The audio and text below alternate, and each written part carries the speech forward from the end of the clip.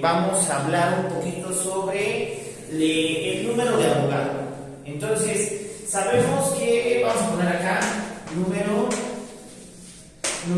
de Avogadro.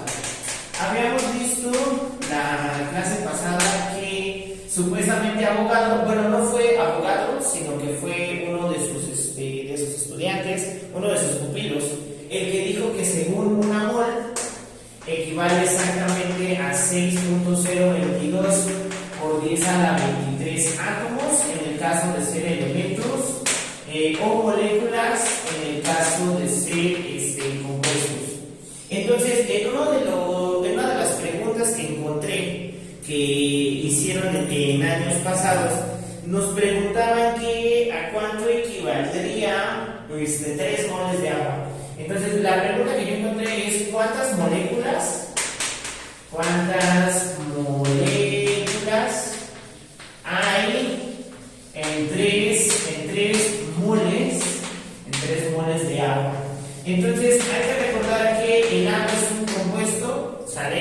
Entonces, por eso es razonable que nos estén preguntando de moléculas, ¿ok? Entonces, ¿cómo lo haríamos de esta manera? No es lo mismo que me estén preguntando de moles que de moléculas, es una cosa muy distinta. Las moléculas son la parte más pequeña de un compuesto y los moles, hay que recordar que miden cantidad de sustancia. Entonces, no me están preguntando los moles, me están preguntando cuántas moléculas hay en 3 moles. Y entonces aplicamos un factor de conversión en el cual sabemos que en una mol hay exactamente 6.022 por 10 a la 23 moléculas.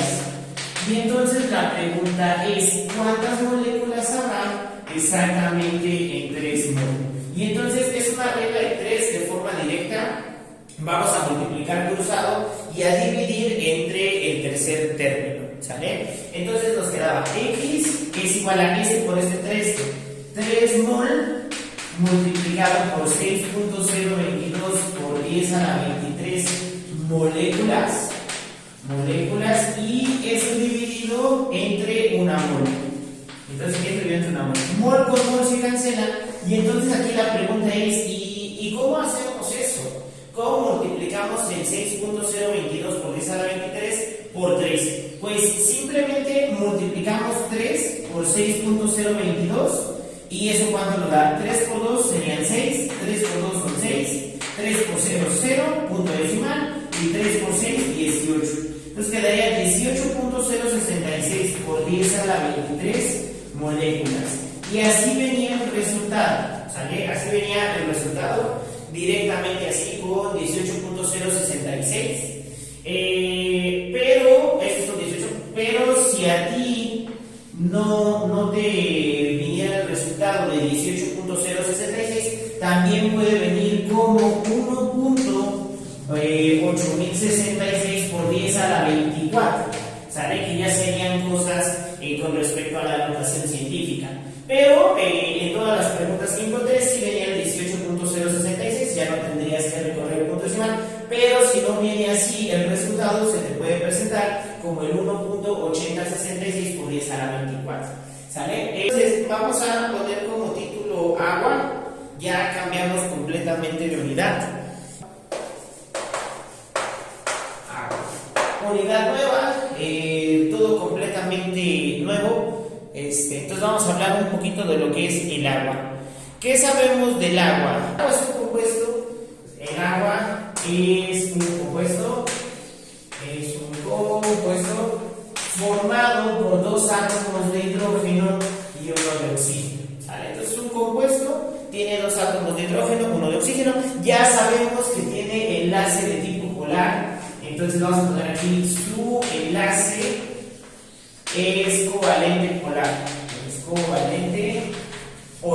Y entonces, una vez hablando de esto, ¿por qué se le llama enlace covalente polar? Creo que en su momento lo expliqué, si no, lo volvemos a explicar acá. Hay que recordar que, según por la estructura de Lewis, o Lewis, como le llaman, la estructura del agua es angular, ¿no? Según la estructura de Lewis, el agua tiene forma angular, pero no es cierto, porque pares de electrones que se van a acomodar de tal manera que van a sentir una repulsión. Entonces el agua no tiene forma lineal, y lo voy a poner aquí, sino que el agua tiene forma angular. Tiene forma angular.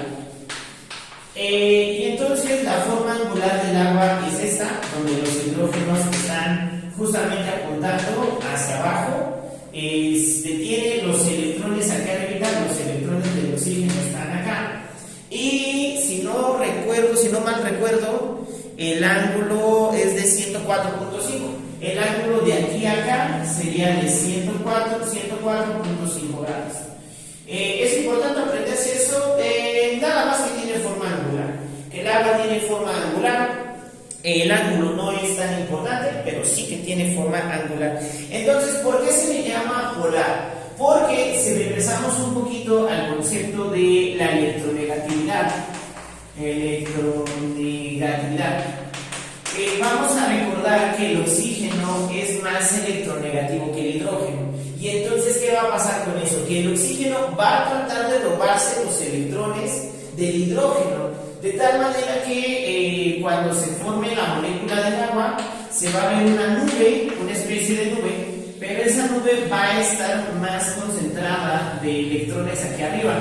¿Qué quiere decir? Que los electrones sí van a estar girando por toda la molécula, pero esos electrones se van a concentrar un poco más en la parte del oxígeno, formándonos así dos polos. Por eso se llama polar, porque se forman polos: el polo negativo o la densidad negativa y el polo positivo o la densidad positiva, ¿sale? Entonces por eso se le llama polar, porque forman polos. Y justamente esa característica polar es la que crea interacciones entre las moléculas del agua, lo que vamos a conocer como el puente de hidrógeno. Pero vamos a poner acá para la introducción. Entonces, la polaridad del agua da como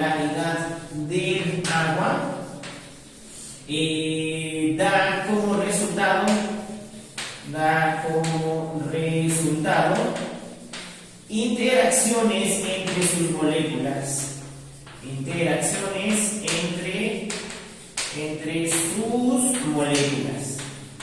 ¿Sale? ¿A qué me refiero con eso? Las interacciones que van a surgir también van a ser de tipo eléctricas, pero esas interacciones no van a ser enlaces. Enlaces, quedamos que solamente van a haber tres tipos: iónico, covalente y metálico. Y de covalente tenemos el polar y el no polar. Lo que va a venir aquí es lo que se conoce como puente de hidrógeno, pero el puente de hidrógeno no es un enlace.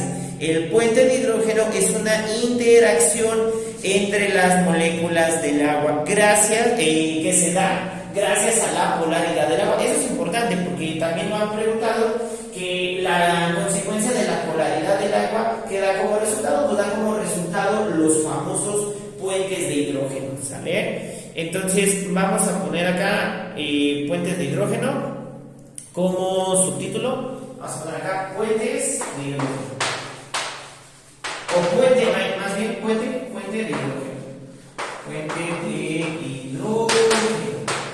El puente de hidrógeno entonces no es un enlace. Cabe recordar, importantísimo, el puente de hidrógeno no es un enlace, es una interacción entre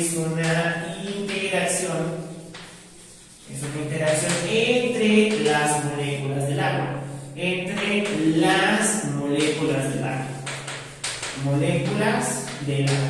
Esta interacción se da justamente por las densidades entre uno y otro, y hay muchas interacciones intermoleculares, que justamente sería el tema que se tendría que ver, interacciones intermoleculares, pero no es parte del temario. Entonces nada más vamos a ver el puente de hidrógeno. Y entonces, ¿cómo se ve un puente de hidrógeno? Pues si ya quedamos que el agua tiene dos polos, el polo negativo y el polo positivo, entonces cuando se aparezca otra molécula del agua, la molécula se va a orientar de tal manera que el polo positivo sienta atracción por la zona negativa de la otra molécula. Y entonces lo que estoy dibujando aquí, entre esas líneas que se están viendo, sería el famoso puente de hidrógeno, ¿sale? Entonces no es un enlace. Hay que remarcarlo, que no es un enlace, es una interacción intermolecular. Y entonces cuando se acerca otra molécula de agua, ¿qué va a pasar? Pues la zona positiva va a sentir atracción por la zona negativa, por el polo negativo, y entonces va a haber otra interacción con otra molécula. Entonces densidad positiva y densidad negativa. Y entonces si se aparece otra, pues también va a sentir otra interacción, densidad positiva, va a sentir otra interacción por otra molécula del agua orientada de su forma en su polo negativo. ¿Sale? Entonces ese sería el famoso puente de hidrógeno. El puente de hidrógeno entonces se puede llevar a cabo entre varias sustancias, entre varios elementos, entre ellas el nitrógeno, el oxígeno y el flúor. Ahorita lo vamos a notar, pero de entrada este es el puente de hidrógeno, ¿sale? El puente de hidrógeno, pues lo que sabemos del puente de hidrógeno, vamos a ponerlo acá, y es importantísimo porque también es pregunta de examen. El puente de hidrógeno se presenta con, y entonces se puede presentar con oxígeno, nitrógeno o flúor. Cualquiera de esos tres elementos es bueno para presentar el puente de hidrógeno. Entonces, el puente de hidrógeno se puede presentar con nitrógeno, oxígeno y flúor, ¿sale? Porque esa ha sido la pregunta. El puente de hidrógeno, aparte de oxígeno, se da con, y tú tienes que seleccionar uno de los incisos. Entonces se puede dar con hidrógeno, con nitrógeno, oxígeno y flúor, ¿no? Ahí está. Y entonces vamos a poner las propiedades físicas del agua. Vamos a poner acá propiedades físicas.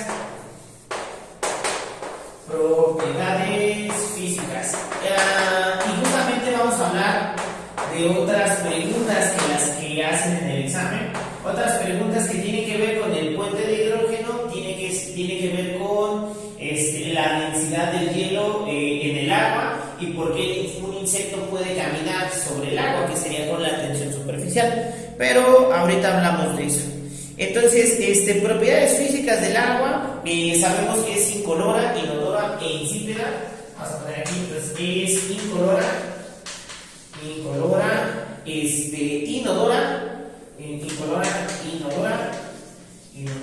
e insípida.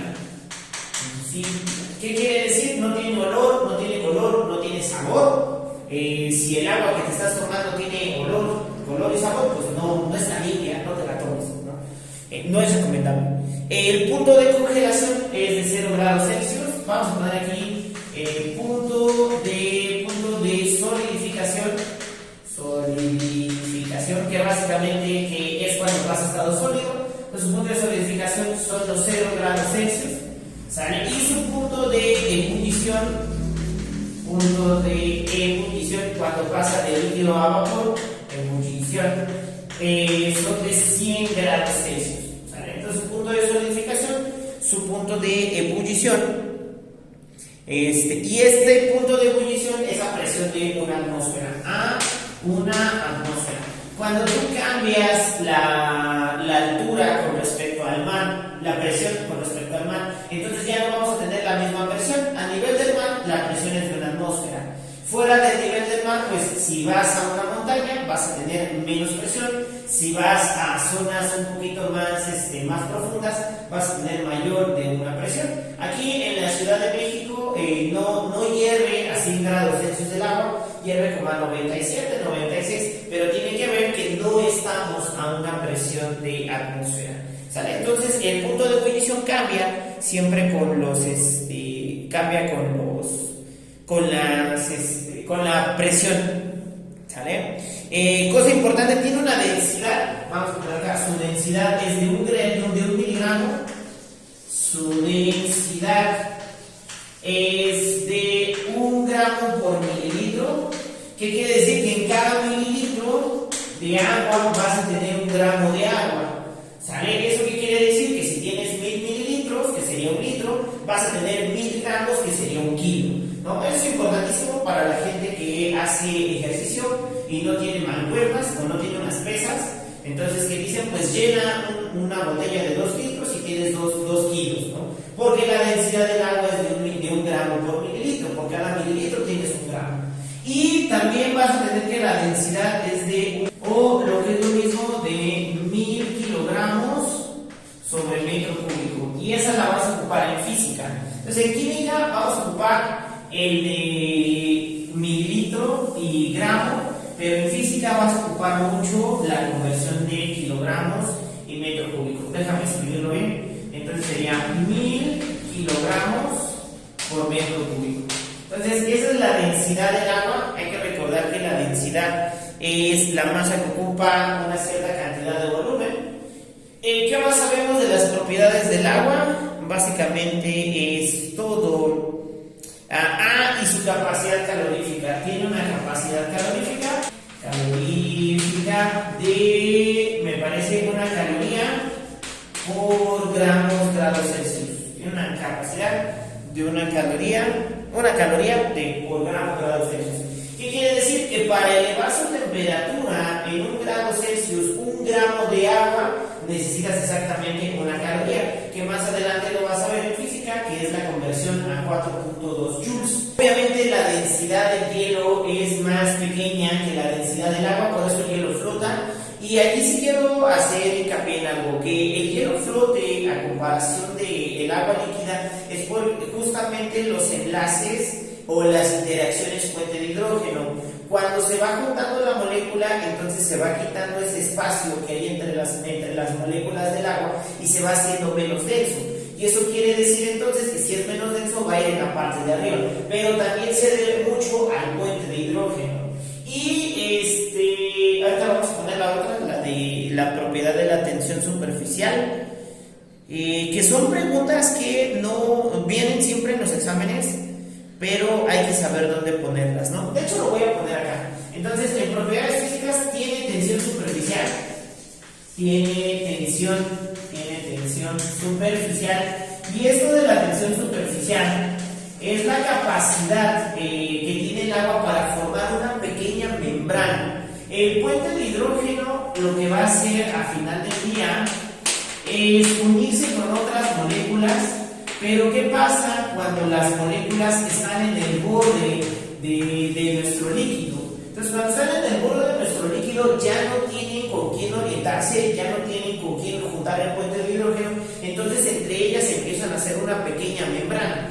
Y esa membrana tiene la suficiente fuerza para poder soportar al insecto, pero se da también por las fuerzas intermoleculares, ¿sale? Entonces, que un insecto pueda caminar en la superficie del agua se da gracias a la tensión superficial, y la tensión superficial pues es resultado al final del día de las interacciones puente de hidrógeno en la molécula, ¿sale? Porque esa es pregunta de examen. Entonces, tensión superficial, gracias a ello puede caminar un insecto en el agua, a la tensión superficial. Vamos a ver las propiedades químicas. Vamos a ver acá propiedades químicas del agua.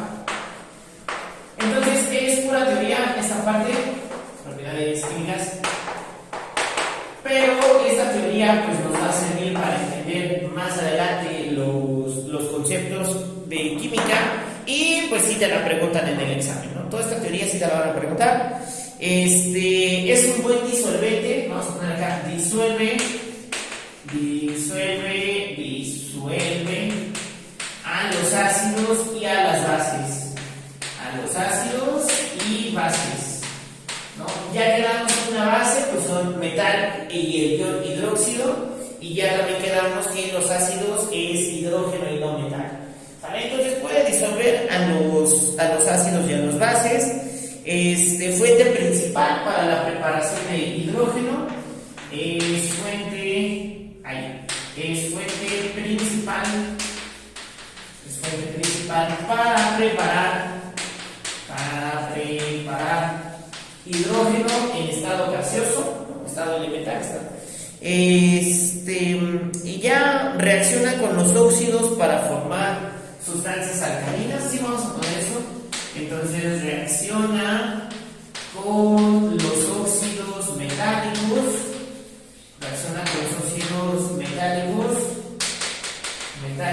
para sustancias alcalinas. Sustancias alcalinas, ¿sale? Y ahí está. ¿Qué más necesitamos? Y cosa importante, también vamos a poner aquí que reacciona con los óxidos no metales. Vamos a poner así, reacciona con los anhídridos. Hay que recordar que los anhídridos son los óxidos no metálicos, entonces hay que recordar eso. Reacciona con los anhídridos para formar ácidos. Es por eso que también a los anhídridos, a los óxidos de los no metales, se les llama óxidos ácidos, porque en presencia del agua van a formar un ácido. Y entonces, siguiendo la misma ideología, cuando reacciona el agua con algún metal, entonces va a formar una base. Por ejemplo, en el caso de los óxidos, se les llama óxidos básicos porque van a formar un tipo de base. También por eso se les llama así. ¿Sale? Cuando hablamos de sustancias alcalinas, tiene que ver con el pH. Más adelante vamos a ver con el pH. Sustancias alcalinas básicamente son bases, ¿sale? Entonces, sustancias que tengan de pH 7 o más, entonces pH 7 o más, son considerados bases, ¿no? Lo vamos a ver en las bases, son considerados bases, o también como sustancias alcalinas. Entonces, vamos a poner acá ácidos y bases como título. Vamos a poner ácidos y bases. Y entonces vamos a definir, primero vamos a poner la explicación rápida de qué es un ácido y vamos a poner la explicación rápida de qué es una base, y ya después vamos viendo las teorías ácidos y bases. Entonces vamos a poner aquí ácido de manera muy general, de manera muy sencilla y rápida. Son sustancias con sabor agrio. Vamos a poner acá sustancias con sabor agrio. Eso también te lo van a preguntar. Siempre te preguntan las propiedades de un ácido y de una base. Entonces vamos a poner eso, que son sustancias de sabor agrio, corrosivas con el metal y la piel. ¿Qué quiere decir? Que las va a dañar. Corrosivas con el metal y la piel. Con el metal y la piel. ¿Qué más? Conductoras de electricidad. Conductoras, o vamos a poner así, conducen la electricidad. ¿Y qué sabemos importante de ellos? Cambian el papel tornasol. De azul a rojo. ¿Sale? Esas son las propiedades importantísimas de un ácido, y esas son las que te van a preguntar, que tienen sabor agrio y que cambian el papel tornasol de azul a rojo. Son las características más importantes que tú tienes que buscar cuando te lo pregunten. Entonces, tienen sabor agrio, sustancias con sabor agrios, y cambian el papel tornasol de azul a rojo. ¿Sale? Esa sería nuestra forma general de llamar a los ácidos. Vamos a poner entonces a las bases de forma general. Aquí las estoy describiendo de forma general. Entonces, son sustancias con aspecto jabonoso. Sustancias con aspecto jabonoso.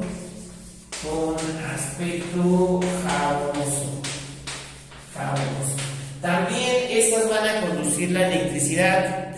Vamos a poner acá, solubles. También el ácido es soluble en agua, al igual que la base, el ácido también soluble en agua, ¿no? Importantísimo, lo vimos al inicio, pero hay que remarcarlo. Son solubles en agua, conducen la electricidad, que era lo que me faltaba. Conducen la electricidad y cambian el papel tornasol.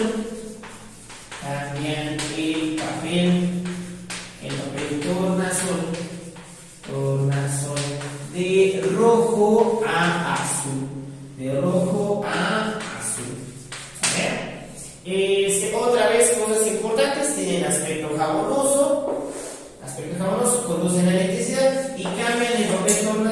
de azul a rojo. Características importantes que las que más se preguntan son las de los ácidos. Casi las bases no las preguntan.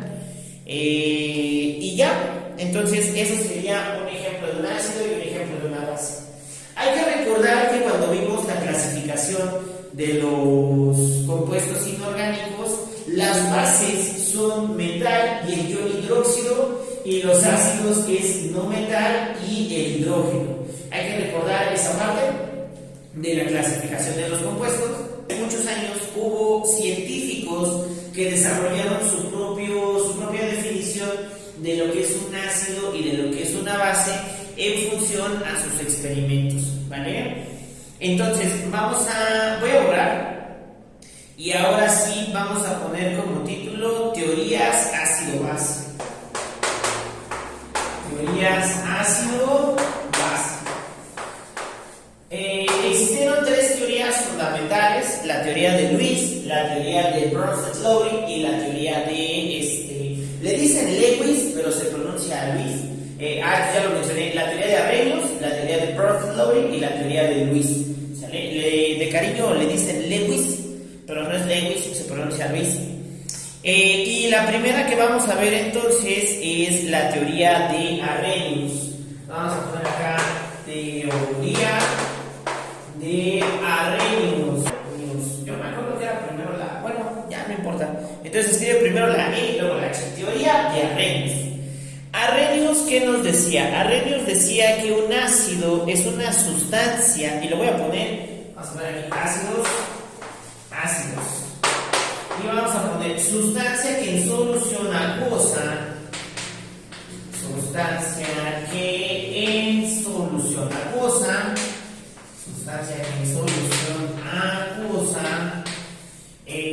dona protones, o se disocia en iones H+, o en protones, también le llaman protones.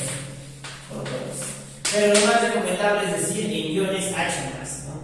Ejemplos de los ácidos de Arrhenius, pues todos los ácidos que en presencia de agua, vamos a ponerlo así, que en presencia de agua se disocien en H+, más Cl-, o que simplemente nos den el H+, es un ácido.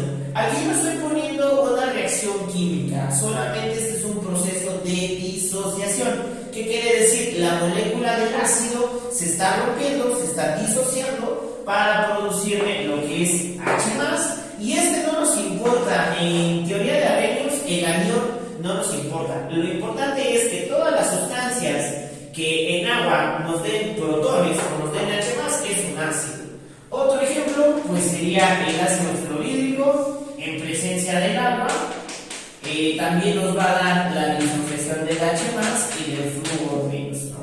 De forma un poquito en menos cantidad, porque el flúor es altamente electronegativo, pero eso lo vamos a ver más adelante en ácidos y bases fuertes.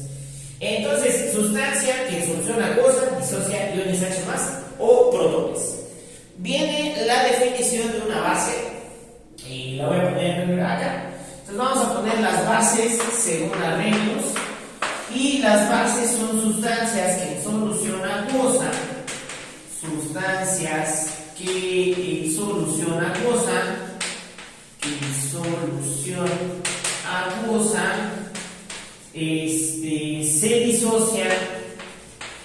se disocian en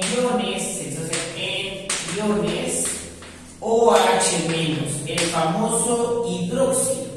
¿Sale? Entonces todas aquellas sustancias que estén en presencia de agua, entonces se van a disociar y que nos den OH- son considerados como bases. Importantísimo, no nos importa en esta parte el sodio, no nos importa esa parte, lo que nos importa es que si lo pongo en agua y se disocia en OH, es una base. Y esas son las teorías ácido y base de Arrhenius, es la más sencilla. Sustancia que en solución acuosa se disocia en H+, y bases, sustancia que en solución acuosa se disocia en iones OH-. Y ya. De aquí con Arrhenius se empieza a dar la característica agua, si nosotros tenemos agua y le ponemos más agua a simple vista, no va a pasar nada. Si todos tenemos agua, le paso agua y no va a pasar nada. No, sí pasa. El agua se autoprotona, autoprotonación. El agua se autoprotona y entonces el agua se disocia en iones H más y en iones OH menos. Y entonces Arrhenius empieza a ver esta característica peculiar del agua, que si al agua le pones más agua se autoprotona. Y fíjate que esta especie, el agua, nos da tanto un H más como un OH menos, nos da tanto un ácido como una base. Entonces a esto le pone nombre y dicen que el agua entonces es anfótera. El agua es anfótera. ¿Y qué es eso de que el agua sea anfótera? Bueno, que se comporta como ácido y como base al mismo tiempo. Se comporta como ácido o como base. Y como base al mismo tiempo. Entonces el agua es anfótera, se comporta como ácido y como base al mismo tiempo. Y justamente estos descubrimientos más adelante nos van a dar la escala pH, ¿no? El potencial de hidrógeno, pero lo vamos a ver con un poquito más adelante. Ahora sí, voy a borrar. Eso también la llegaban a preguntar hace como 8 años, 9 años. Una de las preguntas importantes es que el agua se consideraba como, el agua se considera como anfótera según la teoría de Arrhenius, porque me da ácido y base. Esa pregunta ya no la han hecho, pero antes sí venía. Luego vienen las teorías de Bronsted-Lowry. Entonces vamos a poner aquí teoría de Bronsted. Espérame, creo que lleva una W. No, todavía no.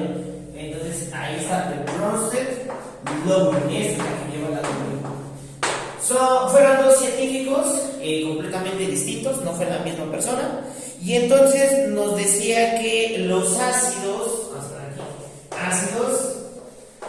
habla también de sustancias que se disocian.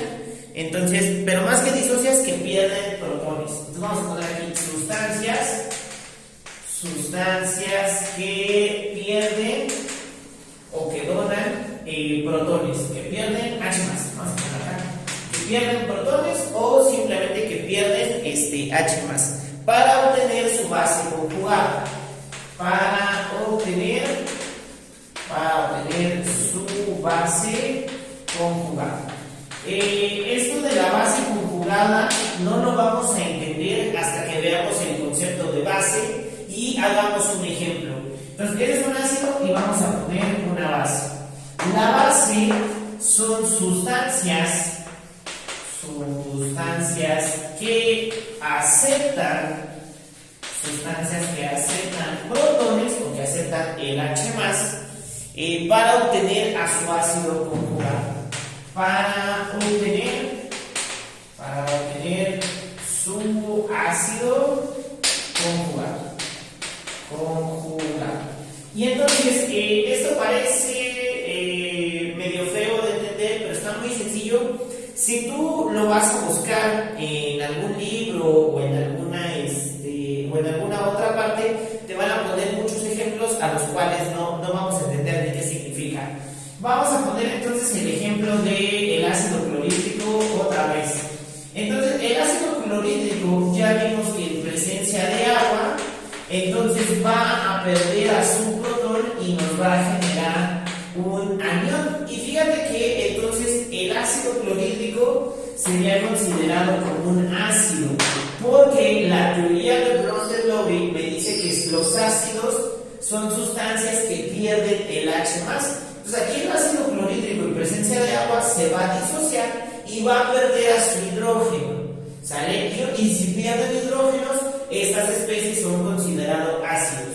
Ahora dice, pierden hidrógenos para obtener su base conjugada. Y la pregunta es, ¿y entonces qué es una base según Bronsted-Lowry? Pues las bases son sustancias que aceptan el hidrógeno. Entonces esa sería su base conjugada. Aquí sí nos va a importar la otra parte de la molécula, no como en el anterior caso que solo nos importaba que nos diera H más y OH.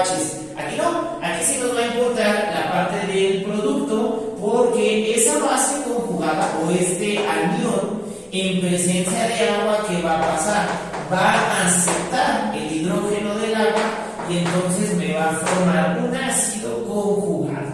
¿Sale? Entonces esa es la idea de los ácidos y los bases de Bronsted-Lowry, y esta parte de que esté conjugado. No, ácidos, sustancias que pierden el protón y forman una base conjugada. Pero ¿qué es la base conjugada? Son sustancias que pueden aceptar o que se pueden robar el protón de otro lado, ¿no? Otro ejemplo acá sería el caso del amoníaco. Este es el primer ejemplo. Voy a borrar la otra parte. Vamos a poner otro ejemplo. Entonces, estos vienen juntitos, el ácido y la base conjugada vienen juntitos.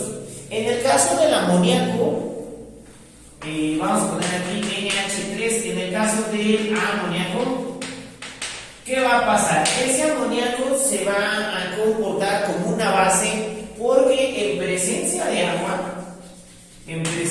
agua se va a robar el hidrógeno del agua y me va a formar el ion amonio. Me va a formar el ion amonio, pero aparte me va a formar el OH- que se desprende del agua. Y va de nuevo, entonces como el amoníaco acepta el protón, entonces se le va a considerar como una base. ¿Sale? Entonces como el amoníaco acepta el protón, se considera como una base y va a formar un ácido conjugado. El ion amonio, lo que va a pasar es que como tiene hidrógenos de más, tiene una carga de más, la va a buscar perder, y esta parte se consideraría como un ácido, el famoso ácido conjugado, porque el amoníaco, otra vez el ion amonio, se va a disociar en H más NH3. Otra vez, si pierde el protón, se considera como un ácido. Entonces, esa es la teoría de Bronsted-Lowry. Vienen juntitas, hay que entenderlas a la par, si no, no funciona esta teoría. De aquí, ¿qué te van a preguntar? ¿Te van a preguntar ejemplos?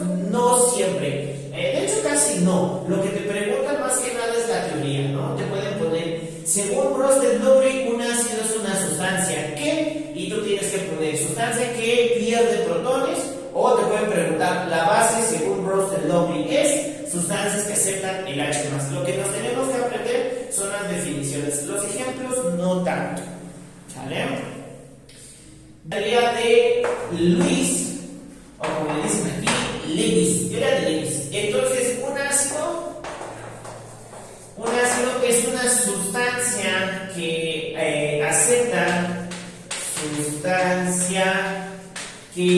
acepta un par electrónico,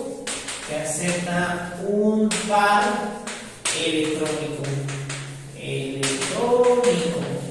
Así de sencillo. Y como ejemplos te ponen el trifluoruro de boro y te ponen también el tricloruro de boro, pero no te explican por qué. Te dicen, pues ahí está, ¿no? Es un ácido y esos son ejemplos de ácidos. Y luego te ponen que una base, bueno, aquí, antes de continuar, fíjate que esa definición no te dice nada.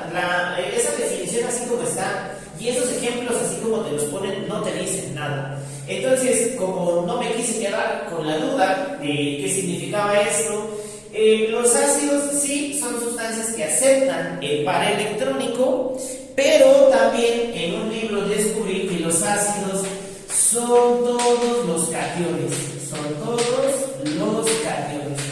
Todo aquello que tenga un catión, entonces va a ser considerado como un ácido de Lewis. Ahora, ¿por qué te dan estos compuestos? La teoría de ácidos y bases, de que se tiene que aceptar o tomar el par electrónico, viene de la idea de la configuración electrónica. Tendrías que desarrollar la configuración electrónica tanto del boro, de hecho nada más del boro, para que veas que en la configuración electrónica hay espacios disponibles para que entonces los compuestos puedan donar su par electrónico, y entonces así se entiende la teoría ácido y bases de Lewis. Pero pues no, simplemente poniendo al compuesto no lo vamos a entender y no nos vamos a poner a hacer la configuración electrónica en el examen, porque el tiempo, ¿no? Entonces, un ácido, y nada más te preguntan la pura teoría, además, un ácido es una sustancia que acepta un par electrónico y siempre que veas un catión, esos son únicamente ácidos. Y entonces las bases, según Luis, pues son sustancias que donan, vamos a poner aquí, sustancias que donan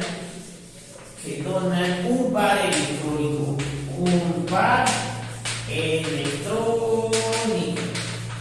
y otra vez te ponen ejemplos como el amoníaco y nada más, ¿no? Pero a mí no me gustó eso. Entonces, ¿quiénes son las bases? Pues si los ácidos son todos los cationes, pues las bases son todos los aniones, y no solo eso, sino que también son elementos que tienen un par electrónico, que tienen pares electrónicos.